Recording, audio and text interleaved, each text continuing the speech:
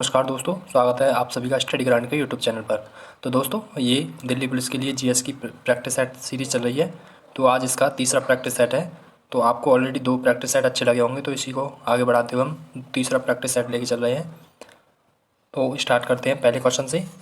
पहला क्वेश्चन कह रहा है, झिझिया निम्नलिखित में से किस राज्य का प्रसिद्ध सांस्कृतिक नृत्य है। जो झिझिया है, ये किस राज्य का प्रसिद्ध सांस्कृतिक नृत्य है। तो झिझिया किसका है, तो ये है ऑप्शन नंबर सी, बिहार राज्य का। ठीक है, ऑप्शन नंबर सी, बिहार राज्य का। बिहार राज्य के कौन कौन से और हैं, तो झिझिया हो गया, एक हो गया जाट जटनी, ठीक है, दूसरा हो गया विदेशिया विदेशिया, तीसरा हो गया धोबिन, ठीक है, और चौथा हो गया यह है डोमकच। ठीक है, डोमकच। तो ये बिहार राज्य के नृत्य हैं। ठीक है, बढ़ते हैं अगले क्वेश्चन पर। Question number 2। क्वेश्चन नंबर 2 कह रहा है, शिग्मो त्यौहार मुख्य रूप से भारत के निम्नलिखित में से किस राज्य में मनाया जाता है। जो शिग्मोत्सव है वो भारत के किस राज्य में मनाया जाता है। तो इसका राइट आंसर होगा शिग्मो मनाया जाता है ऑप्शन नंबर सी, गोवा राज्य में। ठीक है, तो गोवा के कौन कौन से हैं, जैसे कि गोवा का कौन सा है, एक सनबर्न। ठीक है, ये कहाँ का है, गोवा का सनबर्न। ठीक है, उसके बाद ये है साओ जाओ। ठीक है, साओ जाओ। उसके बाद क्वेश्चन नंबर 3 करा है, डैश फुटबॉल से संबंधित है। जो फुटबॉल से संबंधित है, तो इनमें से कौन सी ट्रॉफी फुटबॉल से संबंधित है। तो इसका राइट आंसर होगा संतोष ट्रॉफी। ठीक है, फुटबॉल से संबंधित कौन सी है, संतोष ट्रॉफी, ऑप्शन नंबर डी, संतोष ट्रॉफी। जो संतोष ट्रॉफी, और ये फुटबॉल की सबसे पुरानी ट्रॉफी कौन सी है, तो फुटबॉल की सबसे पुरानी ट्रॉफी है डूरंड कप। ठीक है, डूरंड कप। ये कब स्टार्ट हुआ था, तो ये हुआ था 1888 में। ठीक है, नेक्स्ट क्वेश्चन है क्वेश्चन नंबर 4। क्वेश्चन नंबर 4 कह रहा है, नीरद सिंह चौधरी की आत्मकथा का नाम क्या है। जो नीरद सिंह चौधरी हैं, इनकी आत्मकथा का क्या नाम है। तो नीरद सिंह चौधरी की आत्मकथा है the autobiography of an unknown Indian. The autobiography of an unknown Indian, option number A इसका राइट आंसर है। ठीक है, और इनकी दूसरी कौन सी पुस्तक है, ए पैसेज टू इंग्लैंड। ठीक है, एक है इनकी ए पैसेज टू इंग्लैंड, एक और है स्कॉलर एक्स्ट्रा ऑर्डनरी। ठीक है, scholar extra ordinary. Next question है क्वेश्चन नंबर 5। क्वेश्चन नंबर 5 कह रहा है, विश्व खाद्य दिवस कब मनाया जाता है। जो विश्व खाद्य दिवस है वो कब मनाया जाता है। तो इसका राइट आंसर होगा 16 अक्टूबर। ठीक है, ऑप्शन नंबर बी, 16 अक्टूबर। ठीक है, तो ये कब से स्टार्ट हुआ था, तो ये हुआ था 1945 से। ठीक है, नेक्स्ट क्वेश्चन है क्वेश्चन नंबर 6। क्वेश्चन नंबर 6 कह रहा है, भीमबेटका गुफाएं कहाँ स्थित हैं। जो भीमबेटका की गुफाएं हैं वो कहाँ स्थित हैं। तो भीमबेटका की गुफाएं हैं भोपाल के मध्य प्रदेश के भोपाल में। ठीक है, एमपी भोपाल। और पूछे जैसे कि महाराष्ट्र में कौन कौन सी गुफाएं हैं, तो महाराष्ट्र में कार्ला की गुफाएं हैं, कार्ला की गुफाएं महाराष्ट्र में, और अजंता की गुफाएं। ठीक है, कार्ला और अजंता और एलिफेंटा और एलोरा। ठीक है, ये महाराष्ट्र में है। और झारखंड में पूछे तो अंजनी गुफाएं झारखंड में है, किसकी, अंजनी। ठीक है, और गुजरात में पूछे तो गुजरात में है तलाजा गुफा। ठीक है, और बिहार में बराबर गुफाएं। ठीक है, बढ़ते हैं नेक्स्ट क्वेश्चन पर। Question number 7। क्वेश्चन नंबर 7 कह रहा है, भारत की 2011 की जनगणना के अनुसार किस समुदाय और उनकी कुल जनसंख्या के सही प्रतिशत निरूपित करने वाले विकल्प का चयन कीजिए। तो जैसे कि कौन सा समुदाय कितने परसेंट में था। तो जैसे कि देखिए इसमें क्या है, हिंदू कितने परसेंट थे, तो 79.8, और मुस्लिम थे 14.2। तो इसमें 79.8 तो सभी में है। उसके बाद 14 पॉइंट कितना, 2, तो 14.2 मुस्लिम इसमें भी है, 2 रह गए। देखो ये तो कट गया, ये रहे 3। अब इनमें 14 पॉइंट नहीं है, इसमें 16, तो ये भी कट गया। ठीक है, उसके बाद आइए फिर ईसाई कितने थे, 2.3%। तो 2.3% किसी में दिख रहे हैं, ये दिख रहे हैं ईसाई में। तो इसका राइट आंसर होगा ऑप्शन नंबर ए, हिंदू 79.8% और मुस्लिम 14.2% और ईसाई 2.3%। ठीक है, तो इसका राइट आंसर होगा ऑप्शन नंबर ए।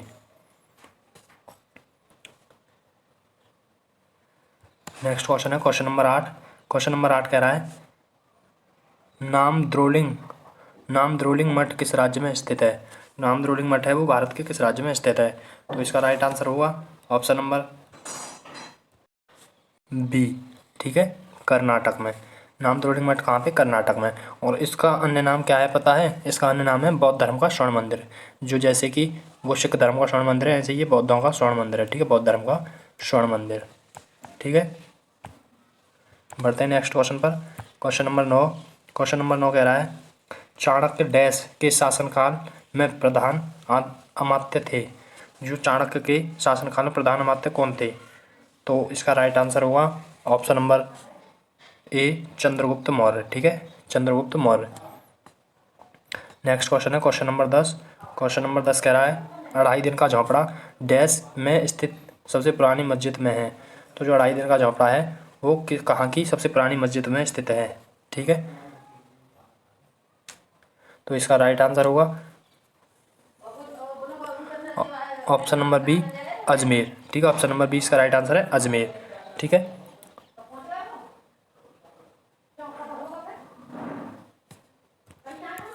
नेक्स्ट क्वेश्चन है क्वेश्चन नंबर 11। आर्य समाज की स्थापना स्वामी दयानंद सरस्वती द्वारा कब की गई थी? तो जो आर्य समाज की स्थापना थी तो कब की गई थी? तो इसका राइट आंसर होगा आर्य समाज की स्थापना 1875 में की गई थी। ठीक है, ऑप्शन नंबर ए, 1875। ठीक है, और पूछे जो दयानंद सरस्वती जी हैं इनकी जो बुक कौन सी है, इनकी किताब पूछे दयानंद सरस्वती की, तो वो है सत्यार्थ प्रकाश। ठीक है, सत्यार्थ प्रकाश। और उसके बाद पूछे इनके बचपन का नाम क्या था? तो बचपन के नाम था इनका मूल शंकर। ठीक है, मूल शंकर। उसके बाद पूछे जन्म कब हुआ था इनका जन्म? तो इनका जन्म हुआ था 12 फरवरी 1824। कहाँ पे हुआ था? गुजरात में। ठीक है, गुजरात। और गुरु कौन थे इनके? तो इनके गुरु थे ब्रजानंद, है ना, विरजानंद नंद। नेक्स्ट क्वेश्चन है क्वेश्चन नंबर 12। क्वेश्चन नंबर 12 कह रहा है मौलिक कर्तव्य डैश पर लागू होते हैं। जो मौलिक कर्तव्य हैं वो किन पर लागू होते हैं? तो इसका राइट आंसर होगा मौलिक कर्तव्य लागू होते हैं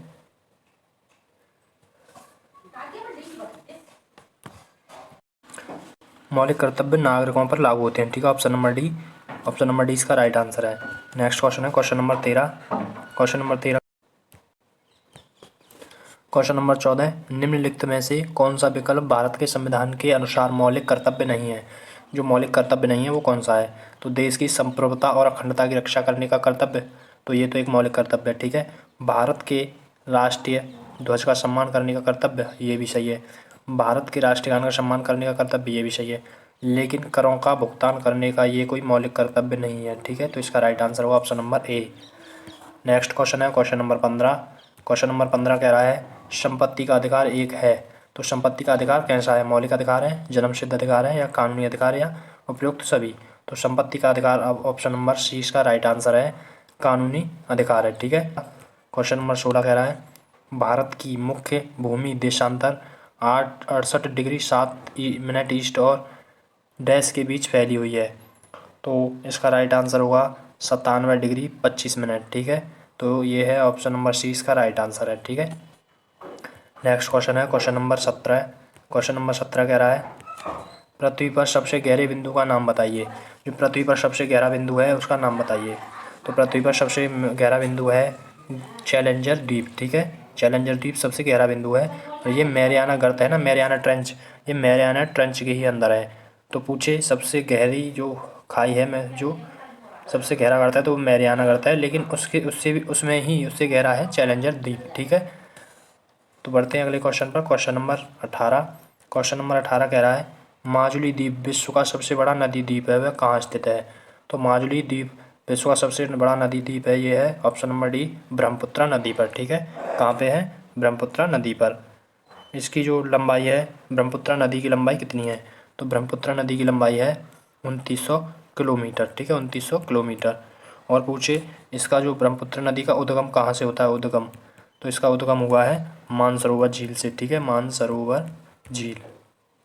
ठीक है, बढ़ते हैं नेक्स्ट क्वेश्चन पर। Question number 19।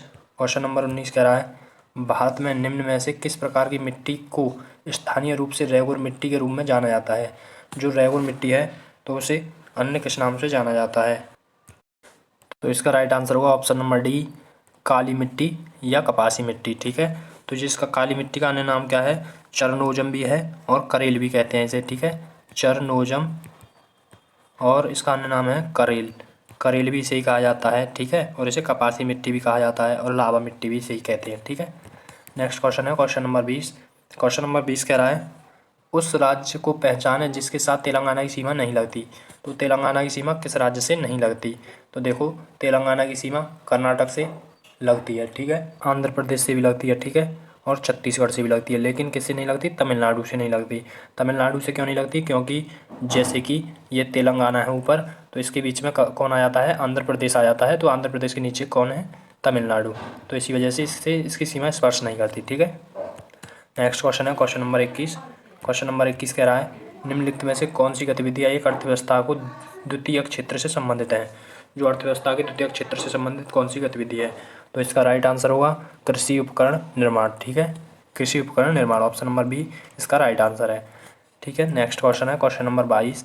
क्वेश्चन नंबर 22 कह रहा है one nation one tax one market के लक्ष्य को प्राप्त करने के लिए भारत में इनमें से कौन सा कर पेश किया गया था? तो वन नेशन वन टैक्स के लिए कौन सा था? वो था जीएसटी। ठीक है, तो इसका राइट आंसर होगा ऑप्शन नंबर ए, वस्तु एवं सेवा कर। ठीक है, गुड्स एंड सर्विस टैक्स। ठीक है, तो जीएसटी की जो जीएसटी कैसा टैक्स है? तो जीएसटी है एक अप्रत्यक्ष टैक्स। ठीक है, जीएसटी। ठीक है, और इसे अपनाने वाला, जीएसटी को अपनाने वाला प्रथम राज्य कौन सा था? तो वो था असम। और अंतिम राज्य पूछे तो अंतिम राज्य था जम्मू एंड कश्मीर। ठीक है, और पूछे तो लागू कब हुआ था ये भारत में? जीएसटी लागू हुआ था 1 जुलाई 2017 को। ठीक है, लागू हुआ था 1 जुलाई 2017 को। और पूछे कि वो किस देश के मॉडल पर आधारित है? जीएसटी किस देश के मॉडल पर आधारित है? तो ये है कनाडा। ठीक है, कनाडा देश के मॉडल पर आधारित है। नेक्स्ट क्वेश्चन है क्वेश्चन नंबर 23। क्वेश्चन नंबर 23 कह रहा है भारतीय रिजर्व बैंक के आधिकारिक चिन्ह में डैश शामिल है। तो जो आरबीआई का आधिकारिक चिन्ह है उसमें क्या क्या शामिल है? तो इसका राइट आंसर हुआ ऑप्शन नंबर बी, ताड़ का वृक्ष। ठीक है, और royal Bengal tiger. Next question number 24 कह रहा है प्रिज्म से गुजरने पर प्रकाश का कौन सा रंग अधिकतम विचलन दर्शाता है? जो प्रिज्म से गुजरने के बाद सबसे ज़्यादा विचलन दर्शाता है तो वो कौन सा है? तो वो है बैंगनी। ठीक है, वायलेट, ऑप्शन नंबर ए इसका राइट आंसर है वायलेट। ठीक है, क्वेश्चन नंबर 25 और आखिरी क्वेश्चन है निम्नलिखित में से बेरियम पेरोक्साइड का सूत्र कौन सा है? तो बेरियम पेरोक्साइड का सूत्र है ऑप्शन नंबर डी